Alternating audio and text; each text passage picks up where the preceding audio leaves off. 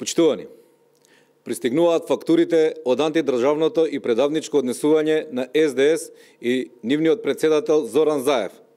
Талат Џафери најави дека ќе го официализира албанскиот јазик на целата територија, а Собранието на Република Македонија ќе биде третиот парламент во регионот каде што седниците ќе се водат на албански јазик. Охридскиот рамковен договор предвидува пратениците да може да се обраќаат на својот мајчин јазик, доколку истиот го говорат над 20% од населението, бидејќи тоа е индивидуално право. Но кога се води седница, тоа е чин од позиција председател на собрание и во име на институцијата која што ја представува, и затоа единствен службен јазик и официјален јазик на целата територија е македонскиот.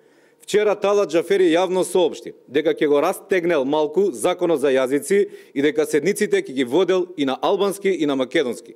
Со тоа, Талат Џафери јавно му се изнасмеа в лице на Зоран Заев, кој собствениот народ го навредуваше и понижуваше само за да се обиде да го избере Талат Џафери за нелегален председател на собранието. Ваквите најави на Талат Џафери доаѓаат откако 4 дена неговиот партнер Зоран Заев молчи околу поставувањето на знамења на Република Албанија во кабинетот кој треба да му припаѓа на председателот на Македонското собрание. Талат Џафери и јавно кажа дека нема намера да го тргне албанското знаме од кабинетот. Ова е само потврда дека отпочна реализацијата на тиранската платформа. Ова само ја потврдува оправданоста на револтот и незадоволството на народот. Се поставува прашањето, ова ли беше дел од големата програма на СДС? За ова ли гласаат членовите и симпатизерите на СДС? Аболицираниот криминалец Зоран Заев е единствениот човек кој успеа за еден ден да ги направи македонците и бугари и срби.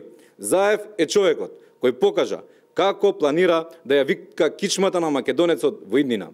Ваквото однесување на Зоран Заев е целосно неприфатливо. Време е аболицираниот Заев да го слушне гласот на народот.